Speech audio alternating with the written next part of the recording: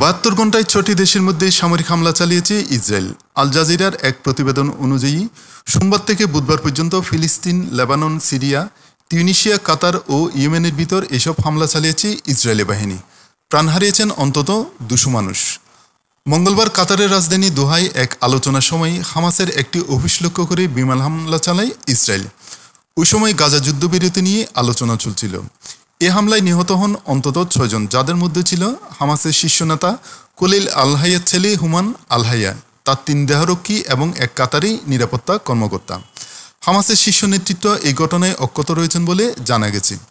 আল জাজিরার প্রতিবেদনে বলা হয়, দোহায় হামলা চালানোর মধ্য দিয়ে মাত্র ৭২ ঘণ্টায় ৬ষ্ঠ দেশে অভিযান চালালো ইসরায়েল।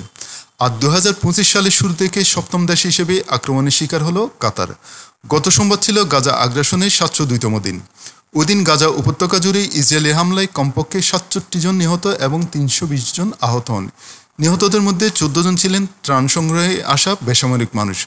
পরদিন মঙ্গলবার আরও ৮৩ জন নিহত এবং ২২৩ জন আহত হন। সোমবার দুপুরে ইসরায়েলি যুদ্ধবিমান লেবাননের বেকা ও হারমেল জেলায় হামলা চালায়। এতে ৫ জন নিহত হন। ইসরায়েল দাবি করে হিজবুল্লাহর অস্ত্র গুদাম ও সামরিক স্থাপনায় এই হামলা চালানো হয়েছে। ২০২৪ সালের নভেম্বরে যুদ্ধবিরতি হলেও ইসরায়েল নিয়মিত লেবাননের অভ্যন্তরে হামলা চালিয়ে যাচ্ছে।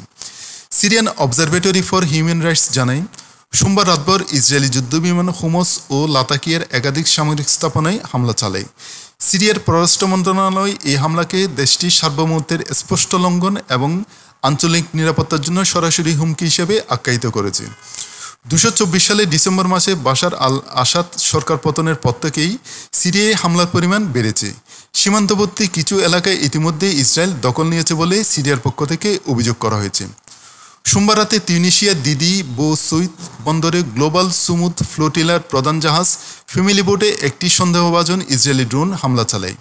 এতে জাহাজটিতে আগুন ধরে যায়। হতাহতের ঘটনা না ঘটলেও গাজামুখী নৌবহরে ব্যাপক আতঙ্ক ছড়িয়ে পড়ে। বুধবার ইসরায়েলি বাহিনী ইয়েমেনের রাজধানী সানা ও আল জাউফ প্রদেশে বিমান হামলা চালায়। ইয়েমেনের স্বাস্থ্য মন্ত্রণালয় জানায়, এতে ৩৫ জন নিহত এবং ১৩১ জন আহত হন। নিহতদের মধ্যে একাধিক সাংবাদিকও রয়েছেন।